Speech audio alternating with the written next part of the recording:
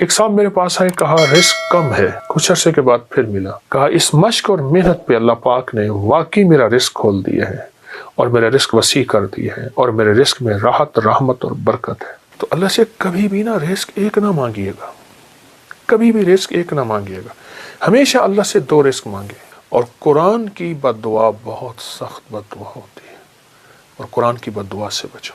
ہمیں دنیا کی کائنات کے خزانے مل گئے، رزق روحانی نہ ملا، ہم کنگلے ہیں، ہم یتیم ہیں، ہم مسکین ہیں، ہم مفلس ہیں، ہم در بدر ہیں، ہم فٹ پاتیے ہیں، ہمارے پاس کچھ نہیں ہے، اور ہمیں رزق روحانی مل گیا تو انشاءاللہ ہم کامیاب ہیں۔ فرمائے جو بندہ اللہ کی رضا کے لیے اپنی آنکھوں کو بھوکا رکھے، یعنی اللہ نے جہاں کہا وہاں دیکھے، کانوں کو بھوکا رکھے، اللہ نے جو سننے کے لیے نہیں دیا نہ سنے، اپنے پیٹ کو بھوکا رکھے یعنی روزہ رکھے، اپنے قدموں کو بھوکا رکھے، اپنے ہاتھوں کو بھوکا رکھے، اپنے جذبوں کو بھوکا رکھے، ہاں جذبوں کو بھوکا رکھے، اندر کی طلب، اندر کے جذبے، اندر کے ولولے، اندر کی سوچ، اندر کی کیفیتیں کیا ہیں، اپنے جذبوں کو بھوکا رکھے، اپنے کانوں آنکھوں کو بھوکا رکھے، اپنے پیٹ کو بھوکا رکھے۔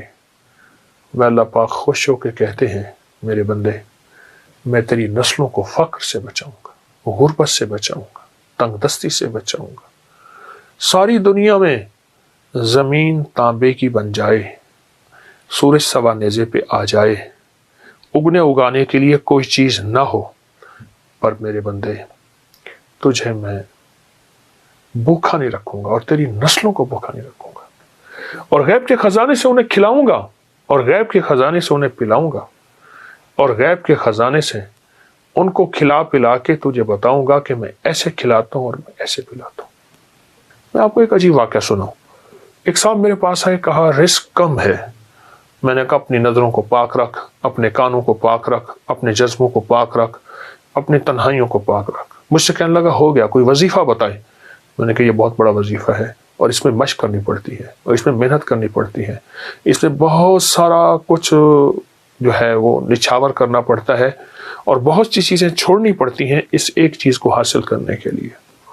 چلا گیا، کچھ عرصے کے بعد پھر ملا، مجھ سے کہنے لگا بہت مشکل کام بتایا، میں تو اس کو آسان سمجھتا تھا، پر میں نے اس کی مشق کی ہے، اس پہ محنت کی ہے۔ تو میں نے اس پہ ملا کیا؟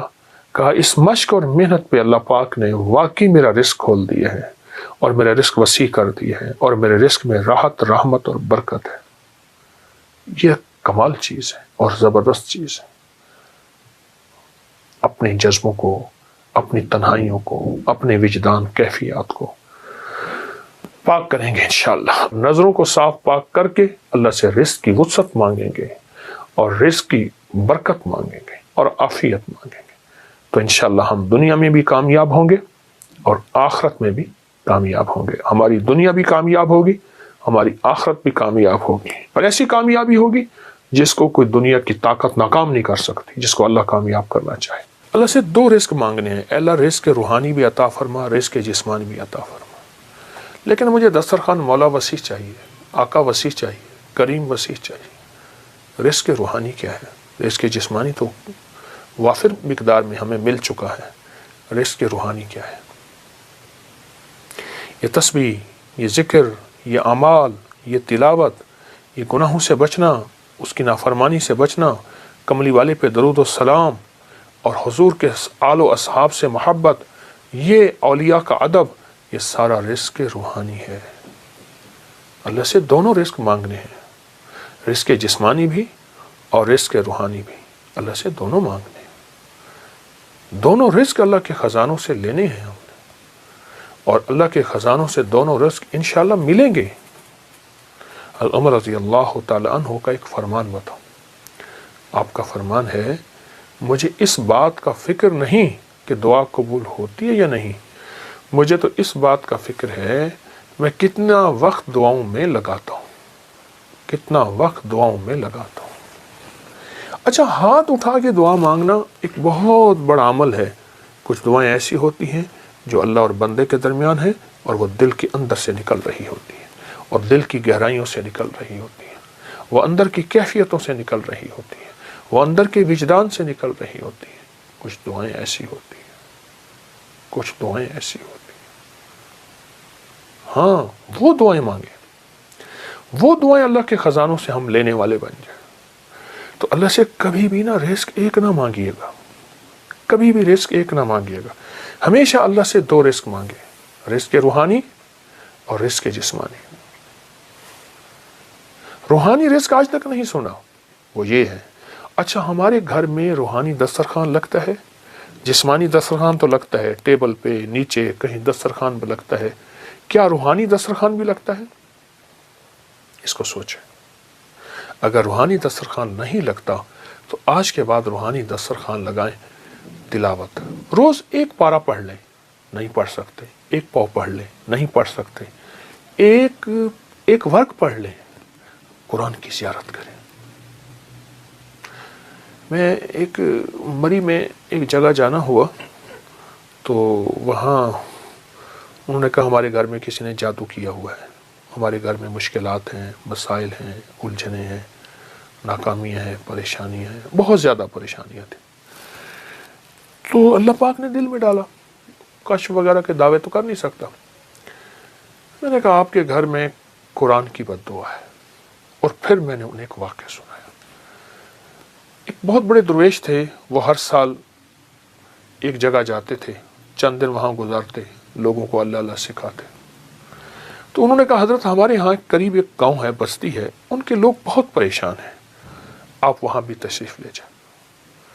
وہاں گئے تو واقعی پریشان تھے لوگ، گھروں میں بیماریاں، جھگڑے، طلاقیں، تکلیفیں، مشکلات، بندشیں، مسائل رزق کے، گھر کے، اولاد کے، بہت پریشان۔ حضرت نے وہاں سے غور سے وہاں پہنچے تو غور سے سارے نظام پہ توجہ فرمائی، دیکھا۔ آپ نے فرمایا تمہارے گھروں میں قرآن کی سسکیاں سن رہا ہوں اور قرآن کی بد دعائیں سن رہا ہوں، اور قرآن کی بد دعا بہت سخت بد دعا ہوتی ہے، اور قرآن کی بد دعا سے بچو۔ حیران ہو گئے کہ قرآن بد دعا دیتا ہے؟ فرمایا قرآن کی سسکیاں بھی ہوتی ہیں، قرآن کی بد دعائیں بھی ہوتی ہیں، اس سے بچو۔ ان پڑھ ہو، نہیں پڑھ سکتے، قرآن پاک اٹھاؤ، چومو، اور باوضو اور اس کی ہر سطر پہ پہلا کلمہ پڑھتے جاؤ، ہر سطر پہ پہلا کلمہ پڑھتے جاؤ۔ اور اگر پڑھے ہوئے ہو، ایک پارہ پڑھ لو، آدھا پارہ پڑھ لو، ایک پاؤ پڑھ لو، تھوڑا پڑھ لو، زیادہ پڑھ لو۔ میری درخواست یہ ہے اللہ سے رزق روحانی منوائیں، اللہ میری نسلوں کے لیے رزق روحانی عطا فرما۔